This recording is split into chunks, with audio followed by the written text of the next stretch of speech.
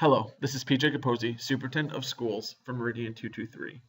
I have constructed a four-part series in which I will discuss things that parents should know about social media and how their students are utilizing it. The series is broken down into four parts. Part 1 is 5 things that your students want you to know about social media. Part 2 is 5 things your students don't want you to know about social media. Part 3 is 5 things that your students may not even know themselves. And then Part 4 will be about the things that I would like you to know. My exploration into trying to figure out how to best communicate social media issues to our parents has been one of the last 10 years. I have embraced social media on a personal and professional level and have been a big advocate for it.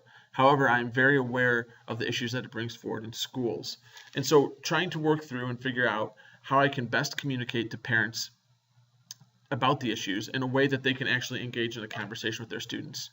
So instead of having a long 45-minute presentation in the gym, which would probably be sparsely attended, thought that the best way for me to get this information across is to construct a 4-part series of videos, of which I'm thankful that you're watching.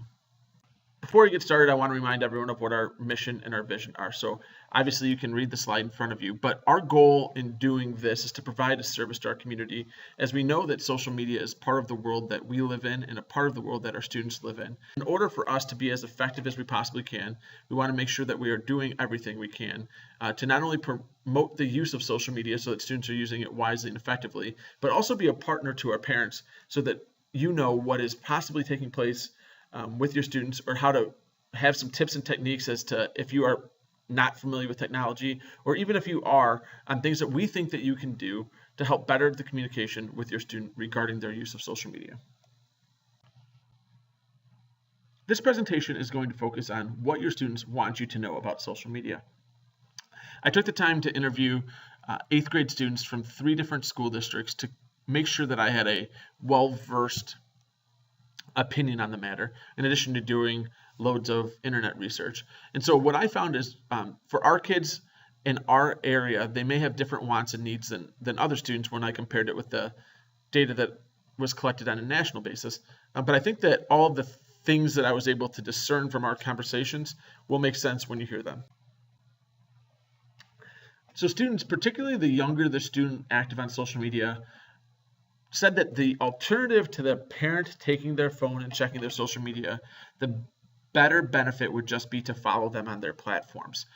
So whether they are on Instagram, whether they're on Snapchat, whether they are on Facebook, which is probably highly unlikely at this point, they want you to take the time to follow them as opposed to taking their phones. I am not here advocating for you not to take their phones. I'm simply telling you that this is the preference of your students. However, it is pretty clear that when you look at the social media trends, particularly for our younger users, where the adults go, the kids then leave. So Facebook was once popular with younger students. Now it's primarily a platform for people our age. Same thing with Twitter. Twitter is a very adult platform. So while our kids want us to follow them, they want us to follow them only at as the better alternative to you taking their phones or having their passwords. Again, I am not advocating for not being more intrusive into your kids' lifestyle. I'm just trying to share with you what they shared with me. When I met with the kids, they were very, very pronounced about the trust and the bond that is formed with parents and what our actions regarding social media indicate to them.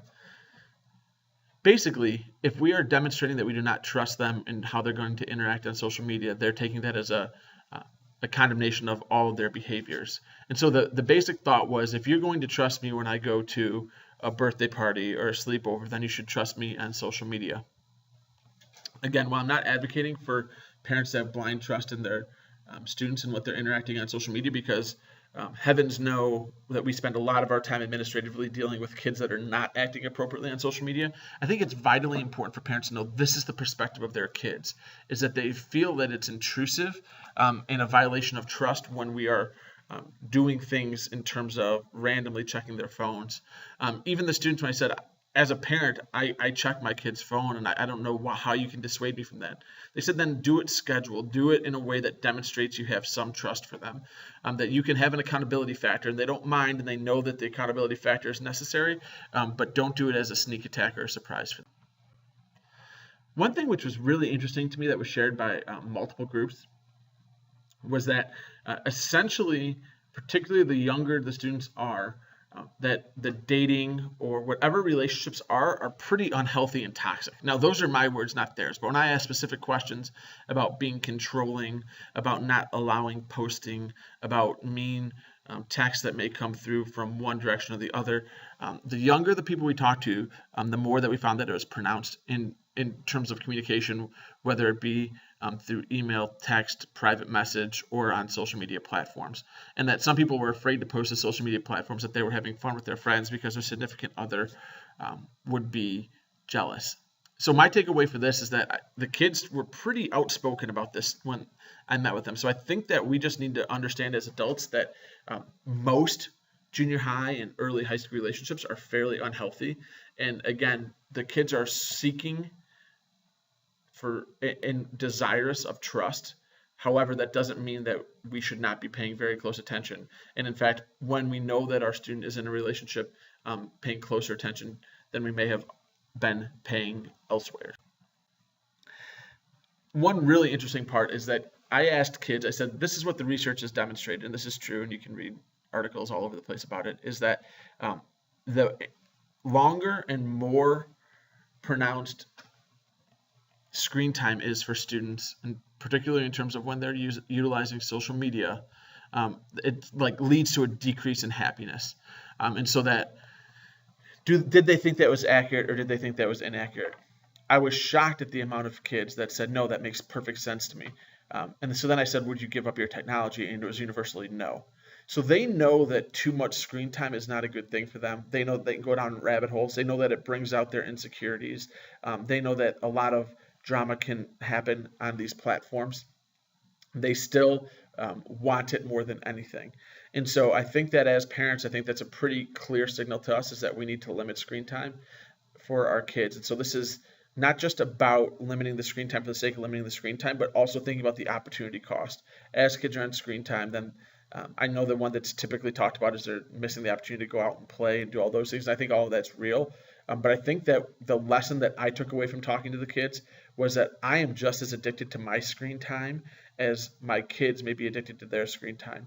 And so in order for us to function better as a family, then there should be times where we limit our screen time together to force interaction and have some authentic bonding that isn't done digitally.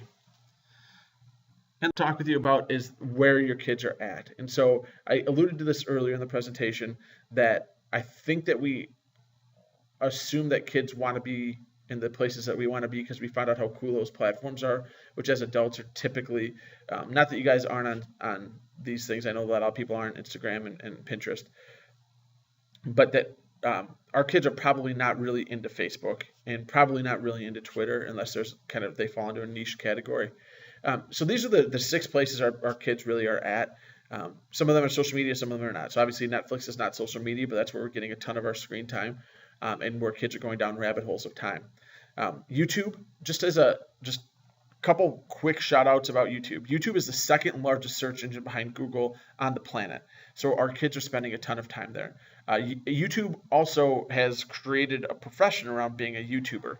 So if your kid has not thought about being a professional YouTuber and seeking out fans so they can, if you have no idea what I'm talking about right now, if you don't know anything about the Paul brothers, ask your kids because they know. And this is a real part of their life. Snapchat obviously is the one where I think most of our kids are at right now, particularly after the new update reverted things back. So the two kind of hottest ones would be Snapchat and Instagram. That's probably where our kids are at. So if you're going to follow them, that's where you're going to need to learn how to be. Pinterest is out there. Musically, particularly for our younger kids, a lot of our parents who have kids in 3rd, 4th, 5th grade, as soon as kids kind of get phones, Musically is kind of the gateway drug into social media. And a lot of parents don't even realize that Musically truly is a product of social media. So a lot of people are like, I'd never let my kids have social media until they're 13. Then I grab their kid's phone and I see Musically's on it. So just wanted to let you know where they're at. I am not condemning any of these. I think that all of them have value in their own unique ways. And I think that there's functionality of it. And there's opportunity costs. There's opportunity benefits to utilizing each of these and connecting. But this is just, again, our kids wanted you to know where they are at instead of trying to force them into where you are at. So a quick presentation that I wanted to go over on the things that our kids want you to know about social media so that you can better engage in the conversations with them to help lead them through the very tricky thing, which is young adolescent into adulthood. So between 12 and 18 is complicated enough as it is, and we know that social media is the tool of the day and it's the resource they're going to use. So instead of fighting that, we should learn how to have real meaningful conversations with our kids about it. Hopefully this video will help a little bit. Thank you and make it a great day.